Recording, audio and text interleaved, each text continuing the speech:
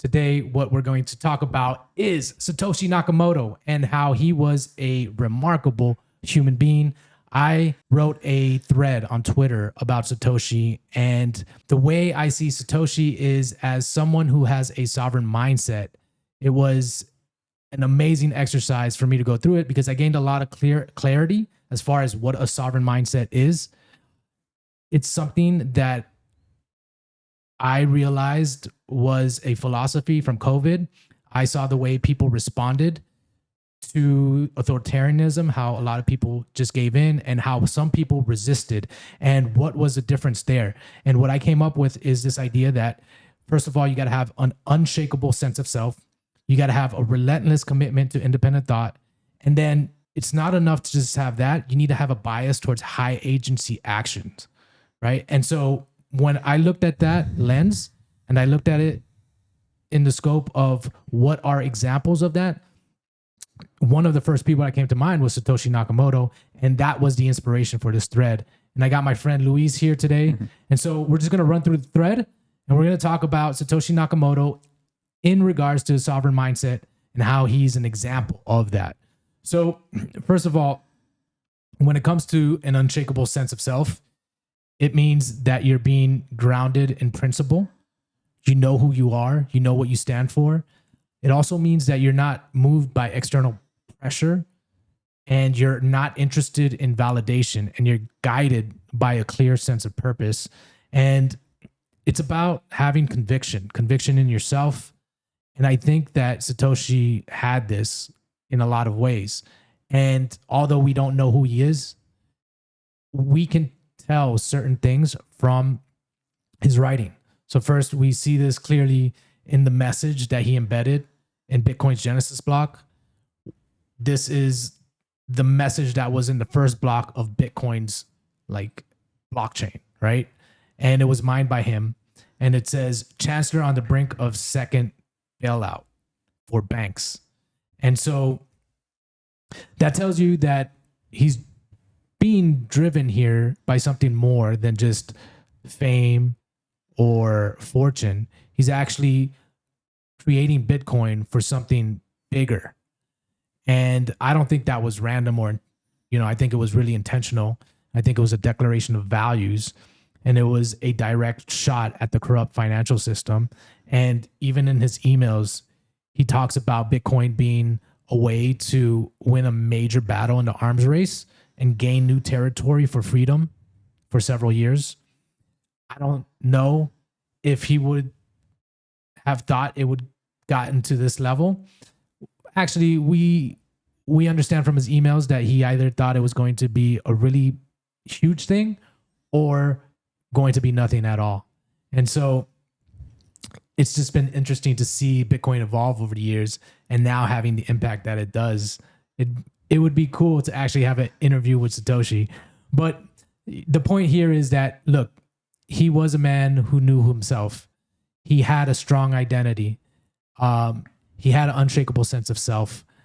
He had principles. He had values.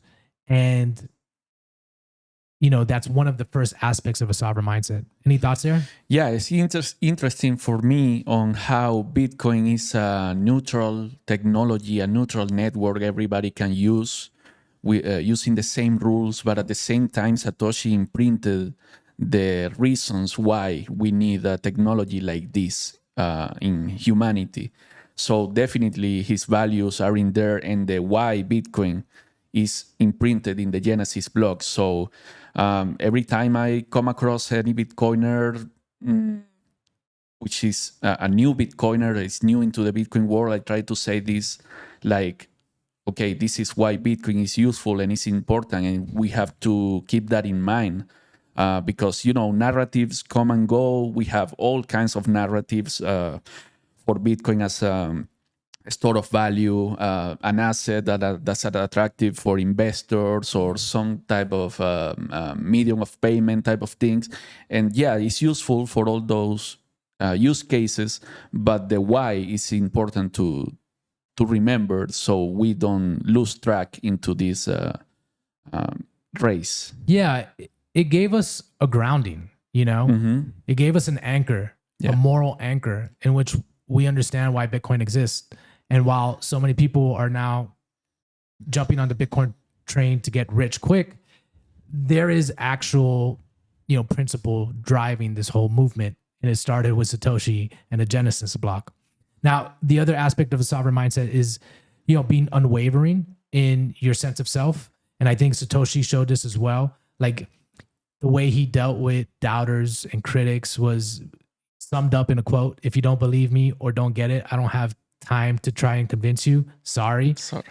And, I think this is important because especially nowadays where narratives are plentiful and many of them are generated for nefarious purposes. We have propaganda outlets and now with AI, they're being supercharged.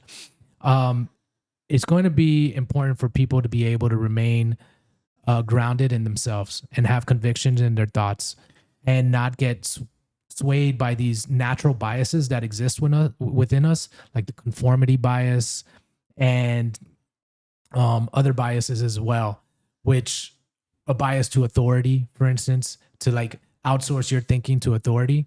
And I think Satoshi in this regard kind of set an example as well. You could say that the financial crisis of 2008 was like the canonic event that bootstrapped Bitcoin. This event made Satoshi go forward with maybe this idea that he had before about this peer-to-peer electronic cash system. But I wonder which events Satoshi went through in his life that made him think like this, because he didn't develop this sovereign mindset from one day to another. He certainly was like a 40-year-old man, per as profile in the Bitcoin Talk forum. Mm-hmm. And I wonder what type of event he went through to achieve this type of mindset. And it's a good call for everyone trying to achieve big things in life to, go through your life and what has influenced you into and take you into where you are now and where you can go and where you can be in the future. It's interesting to think about that. Yeah, that's actually a really good point. And I think that's where challenge and adversity and struggle really come into play, because that's what helps build that character. That's what helps build that sense of self that, hey, I've seen this before. I've gone through challenge before. I've gone through criticism before. I've gone through resistance before, and I've come out the other end intact. And so one of the big things that I'm always kind of preaching is that we have to take on challenges. We have to get outside of our comfort zone, because that's how that pressure is going to reveal who you are. And you're going to see shortcomings and you're going to see strengths, and those shortcomings you can work on, and those strengths you can double down. So in terms of your question, I think Satoshi also had a sense of self from his skill set too. That's another aspect of developing yourself out to that regard, where you are learning skills as you go, and then you're putting those skills to the test, and you're like, oh, okay, cool. I know that I'm capable of this. And so you build conviction and confidence that way as well. Now, the second aspect of a sovereign mindset is, actually, let me back up a little bit and let me talk about Satoshi's sense of self too, because within us, we have material trappings, which can lead to our downfall, right? These are like the 7 deadly sins: lust, greed, sloth, and so forth. And a big one is, the allure of fame and power. And if you think about Satoshi, he hasn't touched his Bitcoin, right? Which is a huge thing. Imagine leaving billions of dollars on the table. Also, as we see with other men in this space, other, let's just say, developers and leaders of certain projects, they like the spotlight, right? And they had their cash grab. They had their legacy tour where they're going on all these podcasts and so forth. But if you look at Satoshi, like, he knew what the mission consisted of. And he knew that in a way Bitcoin would only survive if he remained anonymous. I'm sure there's some aspect there where he's also fending for his own safety, but like if Bitcoin had a figurehead, I don't think it would have the impact that it has today. Like one of the elements in order for Bitcoin to survive was that the founder remained anonymous. That way, no one could spin narratives around the founder and therefore negatively impact the network. And so you think about that and you think about a sense of self.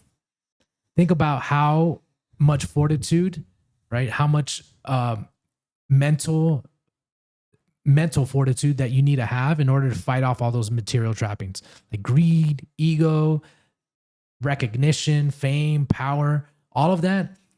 He had to fight off. And that's something that consumes lesser men. I don't know if I personally could have fought off the urge to want to take credit for something, especially when you got people like Craig Wright and all these other imposters claiming that they're the inventor of Bitcoin.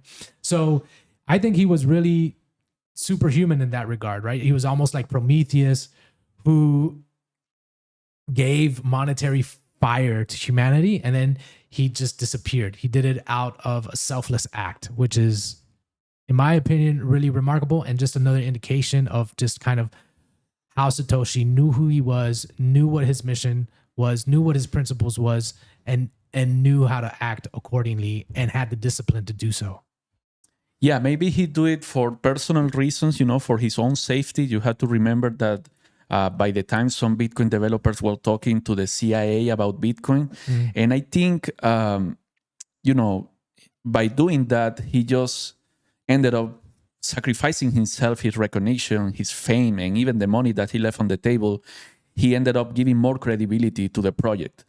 Still, I think Bitcoin is a strong enough technology to even have a founder, a public founder, that wouldn't be a problem for the technology itself, but it will have take longer to earn the reputation and the recognition that Bitcoin has now. And the trust. And the trust that the people have now in it. So yeah, definitely Satoshi sacrificed himself for a greater good. So that's interesting too, because that leads to the mythology of Bitcoin, right? And why I think there's like this cult-like aspect to it, because they had this immaculate conception. First of all, it's born out of the ashes of the Great Recession in 2008, right? And then there's this figure that emerges and literally gifts humanity a new way of conducting themselves, and then just disappears. Yeah, it's funny. There's this religious aspect into Bitcoin and the Satoshi figure. And sometimes I think that maybe if you compare Satoshi to a figure like Jesus Christ, some will say that's a heresy or that's blasphemy to compare God to a human. But in a way, Jesus tell you to be like him, act like him, replicate and follow the example of Jesus Christ. So that wouldn't be for me like a heresy or something like that. It will be actually perpetuating the teachings of Christ. And yeah. Hey, you heard it here, folks. You heard it here first. Satoshi Nakamoto, a Jesus Christ follower. According to Luis. But I think that's actually a really good theory, in my opinion, because look, there's books written about Bitcoin and its divinity. It's how it's very aligned with how God says that we should be, especially in terms of our monetary energy that we use, the monetary tool that we use to conduct. I mean, Jesus famously like overturned the money changers tables at the temple. And if you read the Bible, there's all these references to money and equal weights and measures and so forth. And if you look at what Satoshi did, it's very much aligned with the biblical view of money. And there's all these books, Thank God for Bitcoin and the Bible and Bitcoin and stuff like that, where it kind of goes over this stuff. So yeah, I totally see that as a valid theory. So the other thing about a sovereign mindset, the next thing about a sovereign mindset is that you're an independent thinker. And one of the qualities of being an independent thinker is this idea where you think from first principles, right? Where you don't just make assumptions, but you actually look at the root of how things work. You look at the logic and you follow out the logic in order to determine its soundness and whether it's valid and it's true. And Satoshi demonstrated this in all types of ways, right? And one of those ways is that he broke down money into its like components, and he had a very cross-disciplinary approach. He used computer science, distributed systems, Austrian economics, game theory, psychology, cryptography,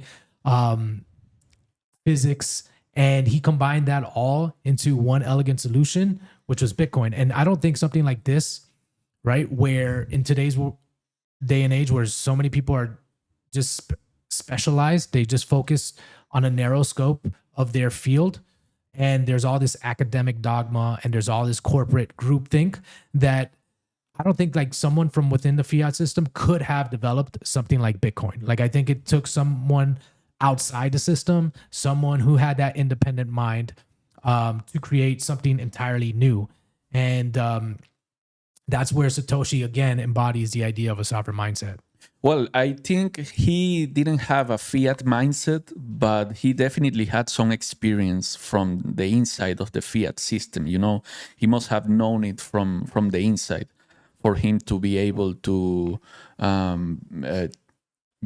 identify its flaws and the mistakes that the system had. So I think it's important to notice that even though Satoshi was an independent thinker, he didn't reject third parties' opinions. The Bitcoin white paper itself is full of reference to previous works on all these disciplines, different disciplines. And when he put the software out there and his work out there, like he said, okay, I'm going to create this out of my conviction, but I'm going to put this out there and get the feedback from other people, which were the developers, the early developers and users of Bitcoin.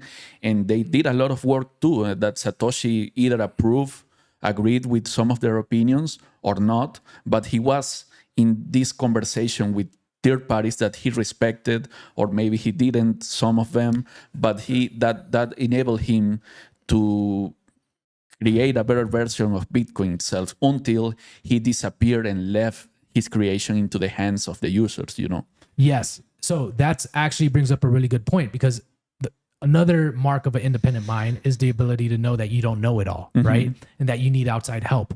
And so the fact that he took these different disciplines and took what other people had created and just put it together, I think is another example of his independent mind, but then also looking towards the community to improve what he created, right? Because when you know thyself, you know that you have limitations, right? And then there's this world of resources out there which you can tap into in order to bring your vision to life. And I think, again, that goes into that independent mind and someone who has control over themselves, because it could be that, hey, I want this created for me. I want the recognition. I want the fame. I want to be the one who contributes to this only, so no one else can take credit. And then you don't actually build something like Bitcoin, right? Because you've been trapped by your ego, and the world never sees your vision come to life. Satoshi overcame all of that in order for Bitcoin to be where it's at today. So yeah, you brought up just more aspects of what an independent mind is, and then exactly how Satoshi embodied them. And then here's the thing.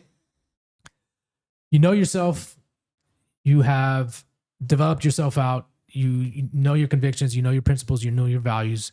Then the second aspect of a sovereign mindset is that you think independently, you think from first principles, you have you think critically, and so forth, right?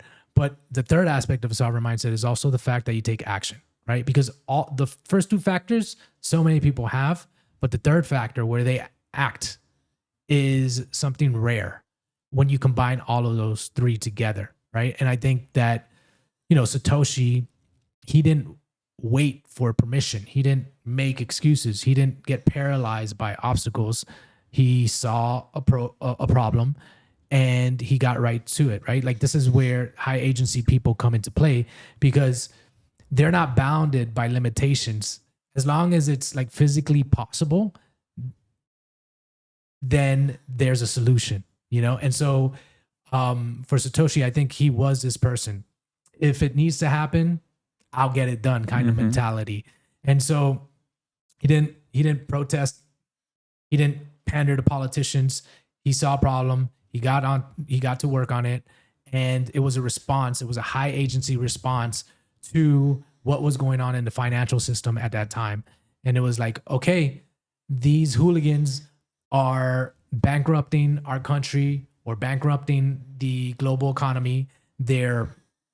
And then not only that, but they're ransacking the coffers. They're looting the treasury. And, you know, instead of crying about it, I'm actually going to put something together that actually fixes it. And not a lot of people have that determination, that will to do that, but he did. And that's where a high agency person comes into play, right? Because they're the ones that actually make an impact on the world. And for Satoshi, he made an impact in a huge way, right? Like he literally rebuilt the base layer of civilization. But, you know, for anyone thinking about this, you know, you can have these qualities and make an impact on your own life, on your family, on your community, and so forth. It doesn't have to be to the degree, like a sovereign mindset doesn't have to be to the degree that Satoshi was operating. Yeah, he definitely took a huge problem to solve, but you can apply the same mindset to little problems in your personal life, like you said, in your family, in your relations, or your job, or whatever, your company, your business. He definitely took action, and I think, you know, according to some developers, he wasn't the best programmer or the best coder. I think we were joking just behind the cameras. He vibe coded Bitcoin. Satoshi was just vibe coding Bitcoin through, and he used his intuition, you know, and intuition is very important because intuition is formed maybe a little bit by your convictions and your skills and what you know about yourself, but also a little hint of faith. Sure. So he just went through it and tried to fix a problem that he saw and delivered it. So that's the right approach I think many people are taking right now. They are waking up to the current times we are living in entrepreneurship and economics and all that, with the rise of AI, new technologies, and new ways of making money and creating solutions. He was a pioneer into that. Like, and it's interesting that we just realized that 15 years after, you know, Yeah. we're way behind him. Well, the other thing is that we live in a time where I think technology is empowering the individual, right? And Satoshi was just one example, but there's all different other types of examples as well. And for a long time, if you just followed the system, went with the program, did what you were told, colored inside the lines, didn't think too far outside the box, the program was set for you to succeed. But I think that program is now coming to an end, and we're living in a world where high agency people who take action, people who know who they are, who can think independently, are going to thrive, right? This is the idea of the sovereign individual. But you need to have a mindset to become a sovereign individual. And this is where the idea of a sovereign mindset comes in. But in this time and age, we are empowered by technology to now actually see our visions through. There's not the limitations that there were before. And like you said, in the age of AI, where I think mediocrity is going to be the real victim here. We say victim, but like it's going to be what's in the target hairs of AI is mediocrity. I think the best and the brightest are going to rise to the top because AI is going to amplify their skill sets. And then it's just going to be mediocrity all the way down. And who knows how that society shapes up. But if you want to stay ahead, if you want to stay afloat, if you want to stay on the leading edge, if you want to maintain your autonomy, your independence, and your agency, you're going to have to level up. And I think that we live in this time where we can do so. And kind of Satoshi kind of shows us the way in order to do that. He created value. He like, if you think about it, he tapped into an oil well that nobody knew was there. And like all this energy came out from it. And so I think that's a remarkable example for us to be inspired by and to try to follow suit. I think in these days, merit is gonna be the most valuable thing ever. So we're gonna achieve a real meritocracy, which has been lost in time in the I don't know, maybe in the last 50 years. And Satoshi, we didn't knew him before Bitcoin, either by name or anything. He just came as an anonymous person or entity and put the work out there, and that was enough. I mean, his work was good enough for us to give him the merit of it. So that's what I think is gonna be, things from now and so on. Like, you put your work out, and if people like it, they're gonna recognize it to you. And probably if your work is not that good, they might gonna help you to improve, to make it better, and that's a good thing too. But definitely you have to put something out there and see how good is it. The basic idea is that the gatekeepers are no longer as powerful as they are, right? The roadblocks are no longer as sturdy as they were. The limitations that were once there don't exist. Technology has leveled the playing field in a way that we've never seen before. Like literally Bitcoin, one of the world's most pristine form of capital right now with a limited supply, is available to anyone who wants to participate in it, right? Whether you're a billionaire or whether you're just, a pleb who's just trying to make it in life, you have access to the world's best savings technology. And I think the same goes with AI. Like, I'm sure that there are better AI systems out there which people are utilizing. But for the most part, it's marginal increases in efficiency, I think, at this point. Like, I don't think we're going to get an AI that's so much more better than what is available to the public. So I think that at this point, it is about merit. It is about what value you can produce. And we live in a world where we have all the tools in order to tap into our potential and become literally the best that we can become. Capitalism evolved since it was born on efficiency, making things more efficient and more cheaper, which efficient means do things quicker and cheaper. But now I think capitalism is going to shape shift into creativity. The more creative you are, the more valuable you are. So by the time Bitcoin was created, Satoshi didn't knew its actual value. He didn't knew if it was going to be successful or it's going to be a failure. But it turned out to be successful, and he didn't work under the logic of offering a service or offering a product in exchange of money. He just created something, a tool that he believed it was valuable, and it turned out to be so valuable that it became a new form of wealth. If you see the product itself, if you see Bitcoin as a product, it's not only just a tool, it's a form of wealth. So now creation is going to be a wealth for humanity. Anything that you can create is not only going to be a service or a product you can get money from and charge people for it, but it's going to be like a gift. Maybe this is actual capitalism, right? Where we're not profit-seeking, competitive, but we're actually building things in a way where everyone benefits from, where the net benefit is spread out throughout society versus being siphoned into a small pocket. So we're getting in an era of abundance. Abundance, that's right. So we're all living downstream of the Bitcoin moment, a new paradigm. And the idea here is don't wait for permission. Don't seek applause. Notice what needs to get done and get to it.